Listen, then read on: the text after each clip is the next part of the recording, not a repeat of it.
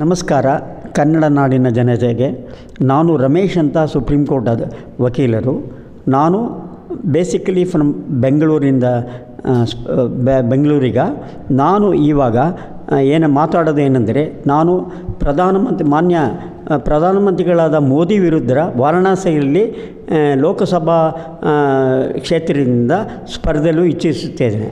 ಅದು ಏಕೆಂದರೆ ಈ ಮೋದಿ ವಿರುದ್ಧ ನಾವು ಇದನ್ನು ಮಾಡಬೇಕು ಅಂತ ಸ್ಪರ್ಧೆ ಮಾಡಬೇಕು ಅಂತ ಜನದ ಒತ್ತಾಯದ ಮೇರೆಗೆ ನಾನು ಆಲ್ ಅದರ್ ಪಾರ್ಟೀಸ್ಗೂ ನಾನು ರಿಕ್ವೆಸ್ಟ್ ಮಾಡ್ಕೊಳ್ತಾ ಇದ್ದೀನಿ to support my candidature in Varanasi, because I was against GST and other communal factors which ನಮ್ಮ ಮೋದಿಜಿಯವರ ಕಮ್ಯುನಲ್ ಫ್ಯಾಕ್ಟರ್ಸ್ಗೆ ನಾನು ಎಗನೆಸ್ಟಾಗಿ ಕಂಟೆಸ್ಟ್ ಮಾಡ್ತಾಯಿದ್ದೀನಿ. ಅವ್ರನ್ನ ಈ ಸಲ ಭಾರಿ ಅಂತರಿಂದ ಸೋಲಿಸಬೇಕು ಅಂತ ಇದ್ದೀನಿ.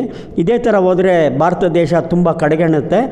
ಆದ್ದರಿಂದ ನಾನು ರಿಕ್ವೆಸ್ಟ್ ಮಾಡೋದಂತೆ all the political parties including Congress, BSP, Bahujan Samaj ಪಾರ್ಟಿಯವರು, BSPನವರು ಮತ್ತು ಸಮಾಜ ಪಾರ್ಟಿನವರು, ನಾನು ಆಪ್ನವ್ರಿಗೂ ನಾನು ಕೇಳ್ಕೊಡ್ತಾ ಇದ್ದೀನಿ to support my candidature in Varanasi. Thank you sir.